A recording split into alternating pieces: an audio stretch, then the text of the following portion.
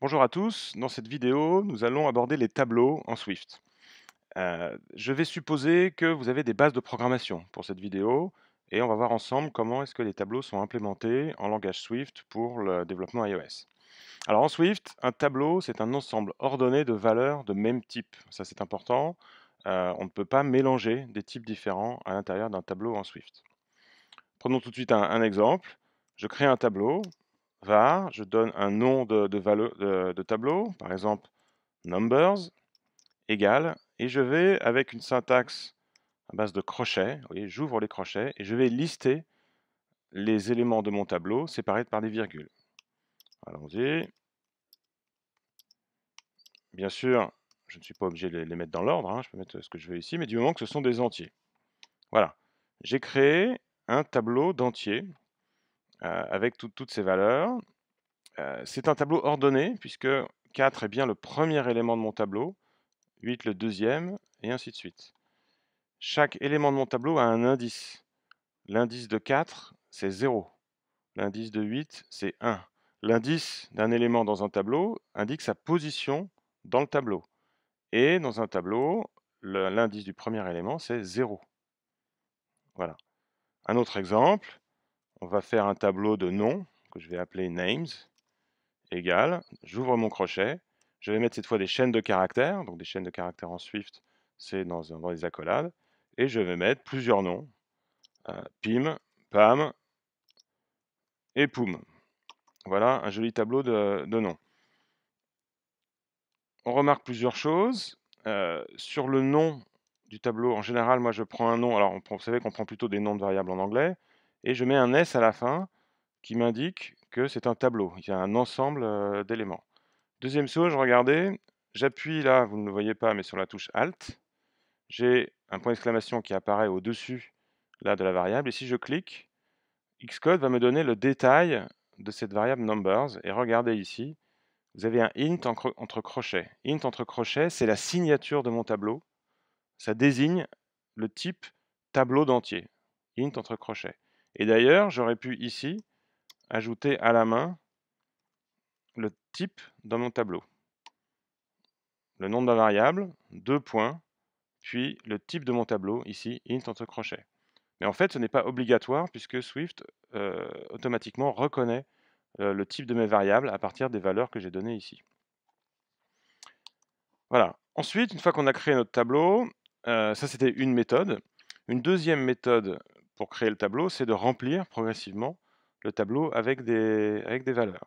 Alors je vais créer par exemple un tableau que je vais appeler liste de courses, qui va être un tableau de chaîne de caractères. Pour créer un tableau de chaîne de caractères, à nouveau, crochet, suivi du type des variables que je vais mettre à l'intérieur. Et pour créer un tableau vide, parenthèse ouvrante, parenthèse fermante. Ici, j'ai créé un tableau. Vous voyez, si je fais Alt et je clique dessus, de type string, qui pour l'instant est vide. Et pour remplir mon tableau, j'ai la fonction append. Alors, vous voyez, liste de courses, quand je le tape tout de suite, l'autocomplétion me propose. Donc, j'ai juste besoin de taper return, la suite s'affiche. Donc, liste de courses, point. Là aussi, il me propose directement la fonction append, qui est bien celle que je voulais. Append, ça veut dire ajouter. Là, je vais ajouter un élément à mon tableau. Donc, par exemple, dans ma liste de courses, je vais ajouter du pain. Je dois acheter du pain ce soir. Il faut que j'y pense. Et automatiquement, Xcode, avec le playground ici, nous affiche à droite la composition du tableau et on voit que pain a été ajouté. Je peux ajouter une autre valeur. Je dois acheter de l'eau. Maintenant, mon tableau est constitué de pain et de eau.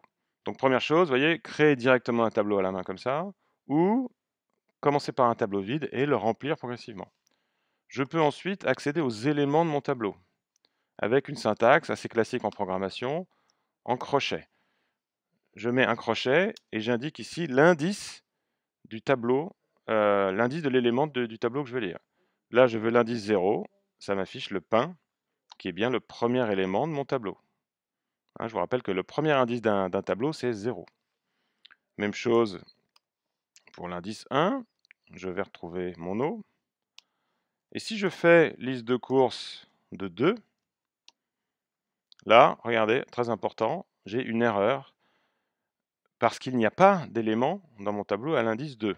Et ça, c'est quelque chose de très important en Swift, et c'est une cause très courante d'erreur.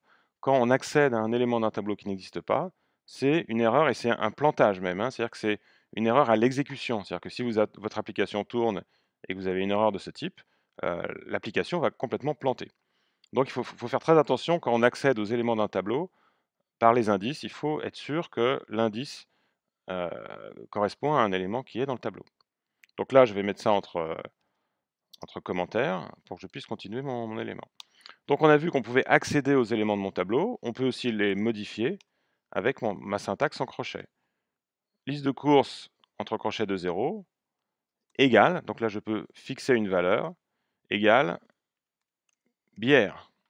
Et maintenant, si je demande à nouveau l'affichage de liste de courses, le tableau est constitué non plus de pain et d'eau, mais de bière et de eau. Là, j'ai remplacé le premier élément par bière. Donc déjà, avec ça, on peut faire pas mal de choses. Un tableau, on dispose de plein de fonctions, plein de propriétés qui nous permettent de travailler dessus, parce qu'on l'utilise beaucoup en programmation. Dès qu'on va afficher une liste d'images, une liste d'articles, que ce soit pour du e-commerce, des news, vous voyez, enfin, les tableaux, c'est très courant en Swift et en programmation. On a plein de fonctions qui nous permettent de faire des choses sur les tableaux. Par exemple, on va pouvoir récupérer le nombre d'éléments dans un tableau. Propriété count. Liste de courses.count, c'est 2.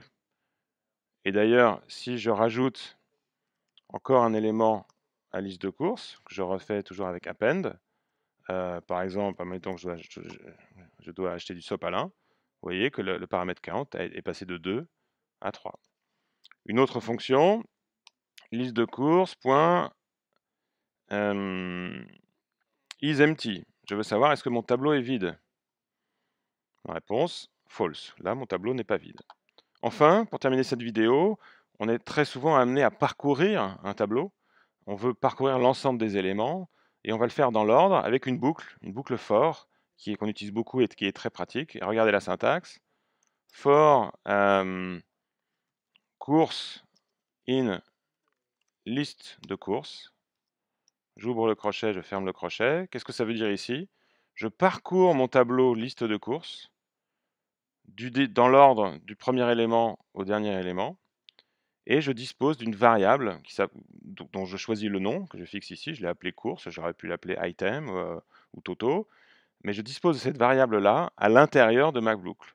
Et je peux par exemple, pour faire simple, faire juste un print des éléments dans mon tableau. Et si, vous voyez, j'affiche la console, ma boucle est ici, bière, eau, sopalin. Effectivement, mon tableau, c'était bière, eau, sopalin. Si je supprime le sopalin, il va refaire la boucle et il n'y aura plus que 2 éléments, bière et eau. Donc on va le revoir ça dans pas mal d'exercices, hein, mais c'est vraiment la boucle de base pour parcourir les éléments d'un tableau. Voilà, c'est tout pour cette vidéo. Merci.